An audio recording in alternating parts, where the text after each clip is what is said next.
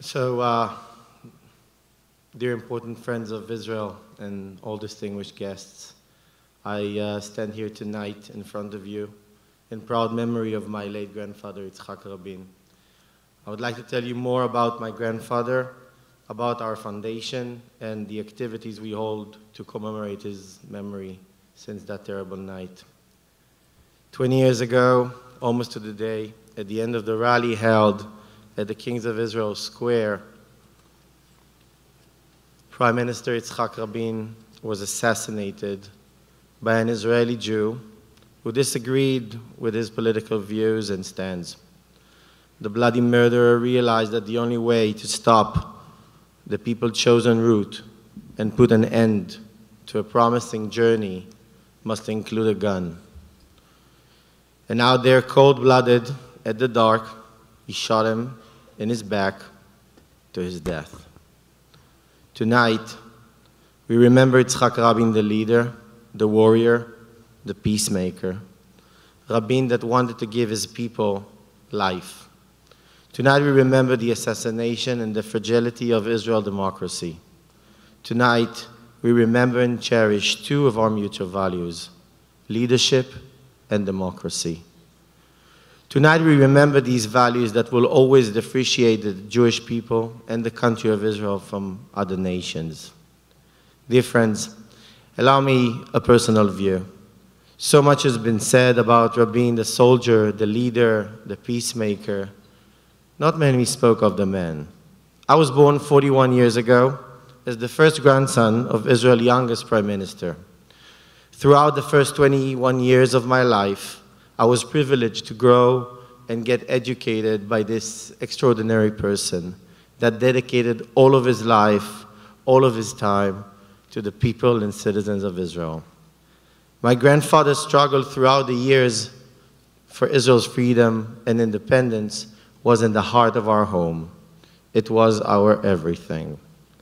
I must say that it is a bit frustrating today that the focus around his memory mostly relates to the peace process and his final year. Yitzchak Rabin was born in Israel in 1922 at Sabal, and at the age of 16, he was forced to join the Palmach and fight for the liberation of our country. The vicious battles and the heavy losses during the long and painful independence war forced him to join the IDF and abandon his dream to become a water engineer. He was a military man who dedicated all of his life for Israel's security. As the chief of staff, the commander of the IDF, in year 1967, he took a very hard decision to start a war. And for the first time ever in history, Israel shot the first bullet in a fight to become the biggest victory. Today, when we pray at the Western Wall, the Kotel, it is because he moved onwards in risk. In 1969, when asked by the country leaders for what will be his next step, the 6 Days War hero didn't hesitate to choose to become Israel ambassador to the United States. His vision back then led him to facilitate and create Israel's strongest alliance and partnership with the US. Not many of you remember this today, but as the ambassador to the US, Rabin has created the unique communication and sponsorship channel which shaped Israel to the democracy it is today. I remember asking him one day for the reason of choosing America. He replied that he always believed from a young age that Israel, as a national home for the Jewish people, must maintain democratic values even and given the complicated demographics of its location and surrounding. Throughout his different roles, in his first term as Prime Minister, and later as a Minister of Defense, he led a harsh and offensive line of actions against terrorists and their leaders.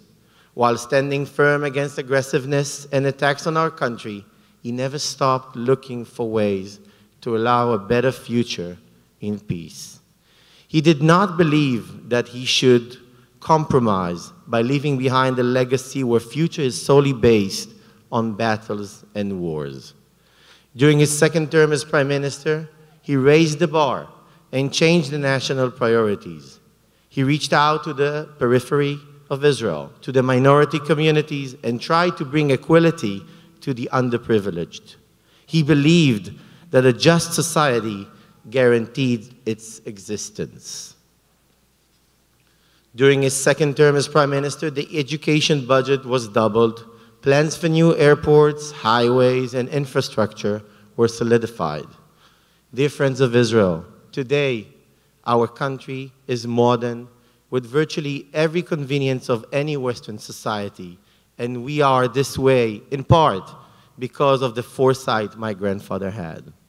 And yet, in the height of so much promise, 3 shots, 3 bullets. Since that terrible night of November 4, 1995, my family has been determined in our quest to continue my grandfather's life work, to preserve his legacy, and to transform this trauma in Israel society into hope. At the Yitzchak Rabin Center, we reach out to tens of thousands of students and soldiers annually, equalizing educational opportunity, empowering minorities, combating youth violence, strengthening democracy, governance, uniting diverse population groups, and helping security personnel to carry out their difficult tasks with humanity. The center's mission is to ensure that the vital lessons from the assassination are remembered and are used to shape an Israeli society characterized by open dialogue, democratic values, and social cohesion. And we are succeeding each and every day. The Yitzchak Rabin Center was established through a mandate from the Knesset, the Israeli parliament, and has been our family passion and mission.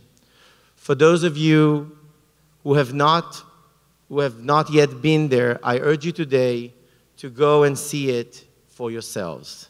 The central piece in the center is the Israeli Museum, a video-audio interactive exposition that vividly illustrates the history of the states of Israel on one hand, combined within the life of and achievements of Yitzchak Rabin. Dear friends, my grandfather had an affinity for America. He loved this country so much and always looked up for its values and its people. The support that our country gets from America has been a lifeline for over 70 years now. I'm so proud to be standing in front of you here tonight, knowing Israel and its future are important to you as individuals and as a community. As you continue to carry our joint values, my personal request to you is to remain strong beside us, behind us, through good and bad. One must realize that it has been challenging to be our voice here, and I want you to know that we, the people of Israel, truly recognize and appreciate your support, even if sometimes we fail in saying a simple thank you. Supporting Israel should not be blind. It can include criticism, disapproval, and discourse, but it is our joint values that will continue to carry us together in securing that the Jewish people will always have a democratic and Jewish state. It is absolutely important to the Rabin Center to be part of the American Jewish community, just as it was important to my grandfather to come here and create a long-term partnership with this country almost 50 years ago.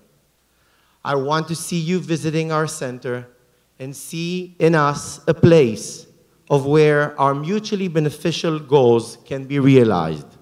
My hope is that my appearance here tonight will create an interest for you to visit us and maintain our true dialogue in which we explore together and find solutions together.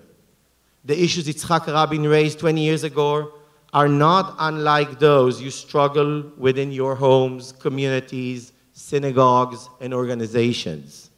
Let us partner to explore them together, and let us continue to work together to build up the great nation of Israel so we can securely say we are the great state of Israel and will be for millennium to come. Erev Tov, and thank you again.